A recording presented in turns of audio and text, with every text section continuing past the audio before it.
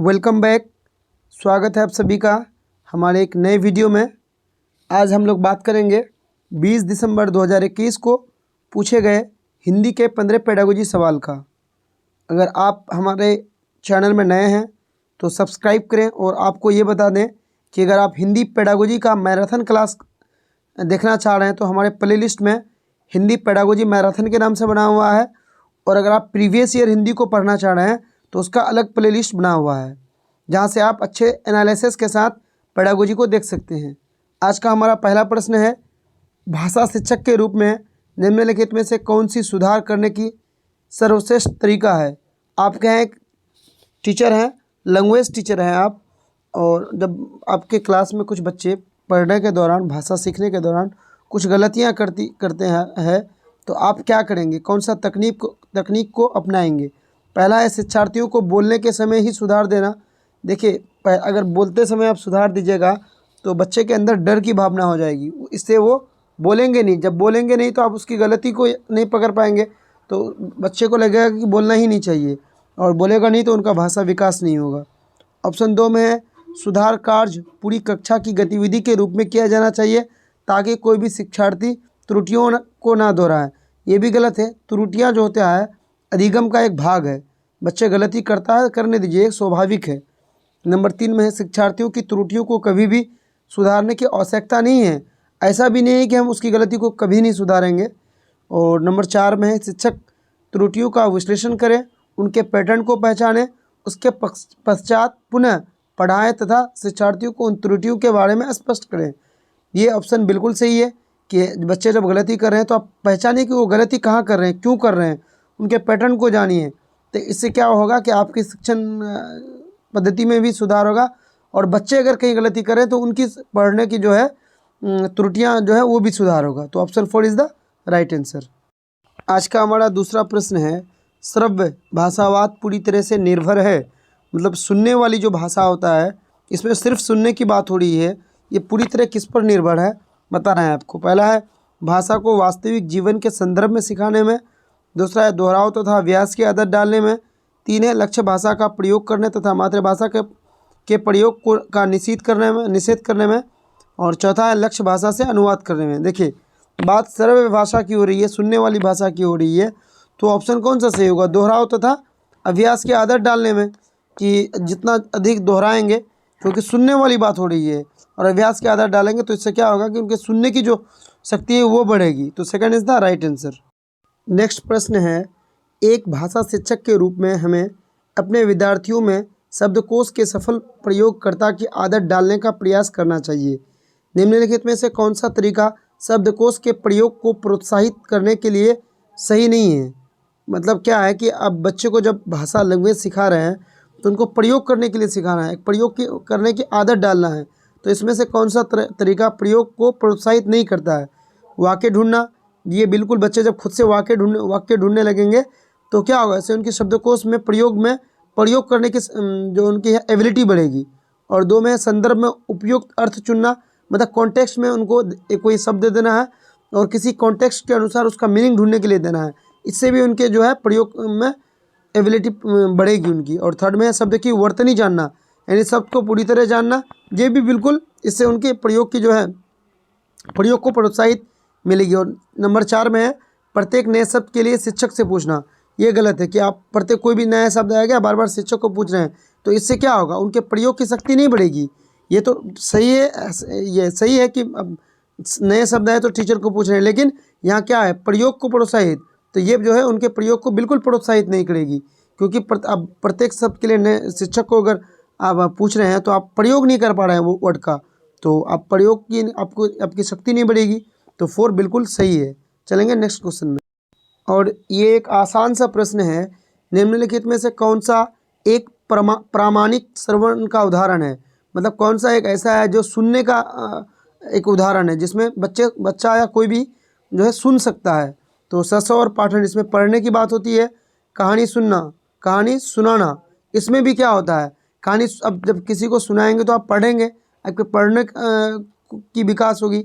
और नंबर 4 में गीत गाना, इसमें आपको गाने का विकास होगा, आपकी भाषा का विकास होगा, लेकिन सुनने का विकास नहीं होगा। अब सुनना सबसे ज़्यादा सफल कहाँ हो रहा है, रेडियो प्रसारण में, जब रेडियो का प्रसारण हो रहा होगा और आप रेडियो सुनेंगे तो आपकी इससे सुनने की शक्तिशाली बढ़ेगी, आपके वर्ड्स बढ़ेंगे, आप सुनकर किसी चीज़ को सीखेंगे। तो सुनने वाली बात किस में है? रेडियो प्रसारण में। तो third is the right answer. Next प्रश्न है, भाषा शिक्षक के रूप में हमें व्याकरण का ज्ञान होना चाहिए? कैसा ज्ञान होना चाहिए हमें लैंग्वेज टीचर अगर हम हैं तो? पहला है अव्यक्त तथा व्यक्त। देखिए, व्यक्त ज्ञान तो नहीं होना चाहिए, अव्यक्त ज्ञान होना चाहिए। बता रहे हैं अव्यक्त और व्यक्त क्या होता है। दूसरा है सुस्पष्ट, बिल्कुल सुस्पष्ट होना चाहिए। और नंबर 4 में विस्तृत। विस्तृत जरूरी नहीं है, आपको जो भी ज्ञान हो वो आपको क्या होना चाहिए, एक मतलब अव्यक्त होना चाहिए और अस्पष्ट होना चाहिए, इसलिए ये नहीं होगा। अब है कि व्यक्त और अव्यक्त क्या होता है। यहाँ ऑप्शन 3 से ये कैसे है बता रहे हैं। अव्यक्त वो होता है जब बच्चा नहीं बोलता है, उसके बावजूद भी हमको अगर साइकोलॉजी का ज्ञान है, बच्चे की हम मनोवैज्ञानिक को हम समझ पा रहे हैं, उनकी मनोदशा को हम समझ पा रहे हैं, यानी बिना व्यक्त किए हुए बातों को समझ लेना, उसको अव्यक्त बोलता है। और व्यक्त का मतलब होता है कि जब बच्चा अपनी बात को एक्सप्रेस कर दे, तो एक्सप्रेस करने के बाद कोई भी समझ सकता है। और अगर बच्चे की आप मनोदशा को समझ लेंगे तो क्या होगा, इससे आपको पढ़ने में सुविधा होगी, आप अपने शिक्षण विधियों को हिसाब से इस्तेमाल कर सकते हैं। तो अव्यक्त और सुस्पष्ट दोनों हमको ज्ञान होना चाहिए अगर हम एक लैंग्वेज टीचर हैं तो, इसलिए third is the right answer. और नेक्स्ट प्रश्न है कि निदानात्मक परीक्षण की सफलता निर्भर करती है, जो डायग्नोस्टिक टेस्ट है या डायग्नोस्टिक असेसमेंट जो है, उसकी सफलता किस पर निर्भर करती है। तो डायग्नोस्टिक क्या होता है कि किसी भी चीज़ का जब हम कारण ढूंढते हैं, कोई गलती करता है तो क्यों गलती करता है इसका कारण ढूंढेंगे, इसके बाद हम इसका उपचार करेंगे, तब उसको उपचारात्मक शिक्षण बोला जाता है। तो पहला है कि शिक्षण अधिगम के समय अंतराल पर नहीं, शिक्षण अधिगम के समय अंतराल पर जो होता है वो समेटिव असेसमेंट होता है, तो ये नहीं होगा। नंबर 2 है व्याकरण के नियम पर, यहाँ व्याकरण की कोई बात नहीं है। नंबर 3 है निदानात्मक शिक्षण तथा सामग्री पर, ऐसा भी नहीं है। और नंबर 4 में अधिगम में पिछड़ने के कारणों को पहचानने में, बिल्कुल सही है। आप जहाँ भी निदानात्मक आएगा, आपको एक ही कीवर्ड्स ध्यान में रखना है कि निदानात्मक यानी बच्चे के पिछड़ने के कारण को ढूंढना, कि बच्चा क्यों फेल कर रहा है, उसके कारण को ढूंढना, उसके बाद कारण को ढूंढकर उसका सही जो है इलाज करना या सही चीज़ों को का पता लगाना, उसके बाद उनको सही अधिगम कराना उनका, उसको बोला जाता है उपचारात्मक शिक्षण। तो यहाँ 4 is the right answer. Next प्रश्न है, एक बच्चा या बच्ची विद्यालय में भाषा की कक्षा में अपनी प्रथम भाषा को सीखने में अक्सर समस्या का सामना करता है या करती है, क्योंकि देखिए क्या है कि वो अपने प्रथम भाषा को खुद से तो घर में बोल पाती है, लेकिन उसी भाषा को विद्यालय में सीखने में वो समस्या का सामना कर रहा है, ऐसा क्यों? पहला है कि अपनी भाषा को विद्यालय में सीखना रोचक नहीं है, ऐसा नहीं है कि उनको रोचक नहीं है, उनको कोई और समस्या है। नंबर 2 में कि विद्यालयी भाषा घर की भाषा की अपेक्षा अधिक औपचारिक है, ये बिल्कुल सही है कि विद्यालय में जो हम बोलते हैं उसको औपचारिक तरीके से बोलते हैं, फॉर्मल तरीके से बोलते हैं, और घर में उसी भाषा को हम इनफॉर्मली बोलते हैं, जहाँ व्याकरण की कोई बात नहीं होती है, वर्ड्स आगे पीछे हो सकता है, लेकिन जब आप उसी भाषा को सीखेंगे, लर्निंग करेंगे, तो आपको सारी चीज़ों को ध्यान में रखना पड़ता है।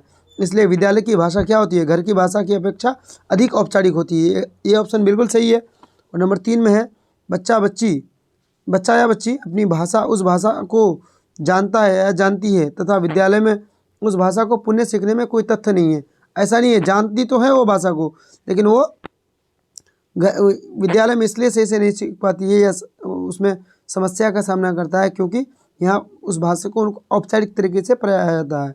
और नंबर 4 है विद्यालय में उस भाषा को सीखना कठिन है, कठिन नहीं है, कठिन इसलिए बन जाता है उनके क्योंकि वो यहाँ औपचारिक तरीके से पढ़ते हैं, वहाँ बिना पढ़कर उनको एक्यूज़ किए हैं। तो second is the right answer. Next प्रश्न है, कहानी सुनाना विद्यार्थियों की सहायता करता है। जब हम लैंग्वेज की क्लास में बच्चों को कहानी सुनाते हैं तो इसमें बच्चे की किस चीज़ को हमको समझने में या कैसे हमको ये फ़ायदा पहुंचाता है। नंबर 1 है अनुशासन में बैठने में। देखिए ऐसा नहीं है कि हम जब कहानी सुनाएंगे तो बच्चे अनुशासन में बैठेंगे, ये कोई तर्क नहीं होता है, ऐसा कोई लॉजिक नहीं होता है। कक्ष में एकाग्र होने से बिल्कुल सही है कि कक्षा में क्या करते हैं हम, एकाग्र मतलब इकट्ठा होने के लिए। ऐसा होता है कि जब हम कहानी सुनाते हैं तो बच्चे इकट्ठा हो जाते हैं या एक जगह से होकर सब सुनते हैं, ये हो सकता है, लेकिन ये हमारा उद्देश्य नहीं होता। ये हो सकता है कक्षा के वातावरण का आनंद लेने में, ये भी है कि कक्षा में एक नया वातावरण बन जाता है जब कहानी सुनाइएगा, और जब कहानी अच्छा हो तो बच्चे उसको आनंद भी लेते हैं उसका, ये भी सही है। और नंबर 4 में है अपनी कल्पनाशीलता का विकास करने में, ये सबसे ज़्यादा सही है। कैसे? तो जब हम कहानी सुनाते हैं तो बच्चे को क्या होता है कि कहानी को हम सुना के बीच में रोक दिए कहानी को, अब बोले कि बताओ अंदाज़ा लगाओ इसके बाद क्या हो सकता है, या आधा कहानी आज सुना दी आधा कहानी कल सुनाएंगे, तो अब बच्चे रात भर सोचने लगेंगे, कुछ ना कुछ कल्पना करने लगेंगे, तो इससे उनकी क्या होगा, कल्पना शक्ति बढ़ेगी।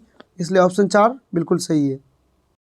और ये भी एक आसान सा प्रश्न है, निम्नलिखित में से कौन सा तरीका विद्यार्थियों के लेखन कौशल का आकलन करने के लिए सर्वश्रेष्ठ है?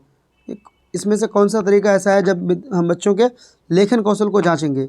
पाठ्य पुस्तक के पाठ पर आधारित प्रश्नों का उत्तर देना, इससे हम उनके लेखन कौशल शक्ति को नहीं जान पाएंगे, क्योंकि ये बुक के अनुसार लिख रहा है। नंबर 2 में है कि श्रुति लेख, इससे भी क्या होता है कि वो अपनी बातों को खुलकर नहीं लिख पाएंगे, तो हम उसके जो है लेखन कौशल का आकलन नहीं कर पाएंगे सही से।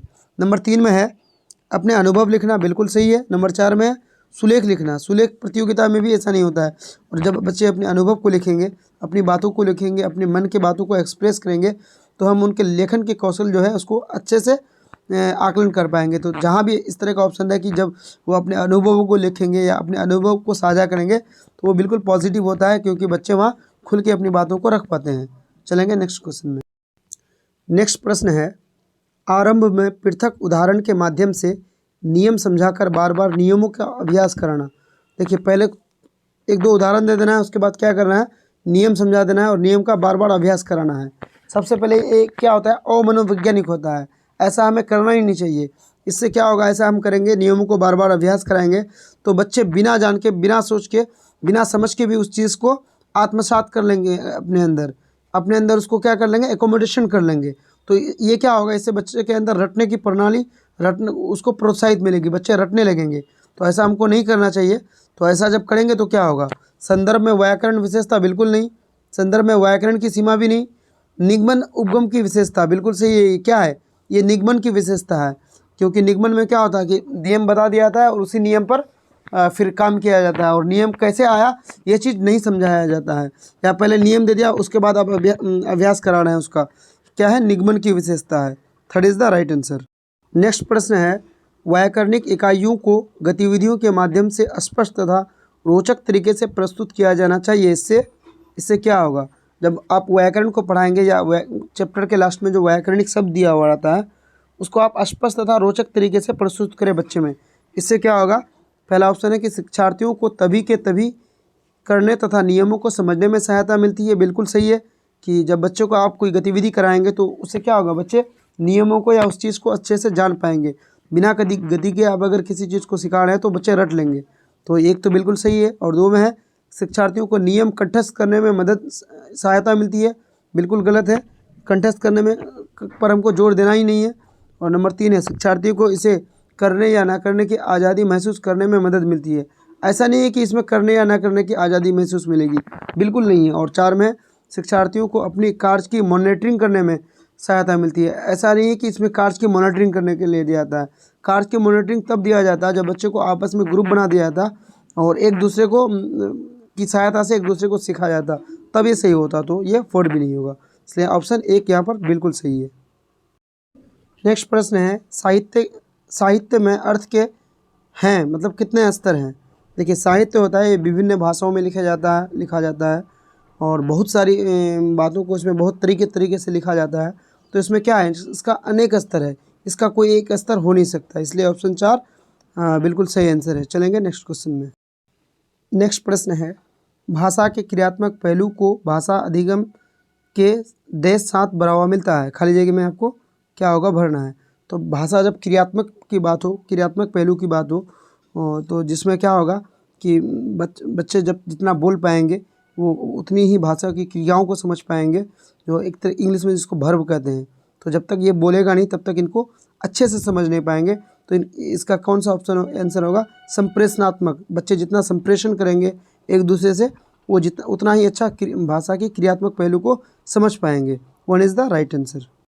भाषा की कक्षा में साहित्यिक पाठ्य सामग्री को डेस्क यानी खाली जगह के शिक्षण अधिगम के लिए प्रयोग किया जा सकता है। जब भाषा का साहित्य आप पढ़ाएंगे, कक्षा में भाषा पढ़ाएंगे, तो साहित्य जो होता है, नॉवेल्स जो होता है, उसको आप किस तरह से यूज़ कर सकते हैं। पहला है कि भाषा के कार्य तथा नई शब्दावली। तो देखिए, जब आप साहित्य को पढ़ा रहे हैं भाषा की क्लास में, तो उसमें भाषा के जो कार्य होता है उसको और नई नई शब्दावली के लिए आप साहित्य को यूज़ कर सकते हैं, क्योंकि साहित्य में अनेक तरह की बातें लिखी होती है। और उसमें जो होता है एक कभी कभी देखिएगा आप साहित्य में हार्ड वर्ड का भी यूज़ होता है और कभी कभी आसान लैंग्वेज का इस्तेमाल किया गया रहता है। तो आप इसको नई शब्दावली के लिए, नए वर्ड से परिचित करने के लिए बच्चों को इसका इस्तेमाल कर सकते हैं। और सेकंड में, नियमों के पूर्व निर्माण बिल्कुल नहीं, अधिगम अक्षमता भी नहीं, और उच्चारण विकसित करने के लिए भी इसका इस्तेमाल हम नहीं करते हैं। तो 1 इज़ द राइट आंसर। और आज का हमारा लास्ट प्रश्न है, निम्नलिखित में से कौन सा व्याकरण शिक्षण के विषय में सही है। जब हम बच्चों को व्याकरण पढ़ाएंगे तो इसमें से कौन सा जो है व्याकरण को पढ़ाने के विषय में सही है। शिक्षकों को स्वयं के व्याकरण ज्ञान को सुधारना चाहिए। ये तो सही है कि जब हम पढ़ाएंगे तो उससे पहले मेरा होना चाहिए, एक टीचर का जो है व्याकरण ज्ञान अच्छा होना चाहिए, एक सही है। 2 में, व्याकरण को अलग से समझाना चाहिए। ये नहीं है कि व्याकरण आप अलग से नहीं, आप कॉन्टेक्स्ट में समझाएंगे, आप जिस चैप्टर को पढ़ा रहे हैं उसके अनुसार, उसके संदर्भ में समझाएंगे। तो 2 गलत है। और 3 में, व्याकरण को संदर्भ में समझाना। देखिए, ये ज़्यादा अच्छा है कि जब आप बच्चों को समझा रहे हैं व्याकरण या पढ़ा रहे हैं तो आप कॉन्टेक्स्ट के अनुसार पढ़ाइए। और नंबर 4 में, शिक्षक के द्वारा जीवन के प्रत्येक पहलू में व्याकरण सिखानी चाहिए। ऐसा नहीं है कि बच्चे स्कूल आ रहे हैं आज से और आज से ही हम व्याकरण सिखाना शुरू कर दें, ऐसा नहीं है। तो 1 और 4 में देखिए, 4 में है कि व्याकरण को कॉन्टेक्स्ट के अनुसार समझाना चाहिए या सिखाना चाहिए, और 1 में है कि शिक्षक को स्वयं के व्याकरण को ज्ञान को सुधारना चाहिए। तो ये पढ़ाने से पहले का कार्य है। जब आप क्लास नहीं आते हैं तो उससे पहले आपको सुधार लेना चाहिए। लेकिन बच्चों को जब आप व्याकरण पढ़ाएंगे तो आप बच्चों को कॉन्टेक्स्ट के अनुसार पढ़ाएंगे। 3rd is the right answer. इसी के साथ हमारा 15 क्वेश्चन का जो सीरीज़ था वो यहाँ पर समाप्त हो रहा है। आज हमने सॉल्व किया है 20 दिसंबर 2021 के हिंदी पेडागोजी का सवाल। मिलते हैं एक नए वीडियो के साथ, अच्छे से एनालिसिस करेंगे।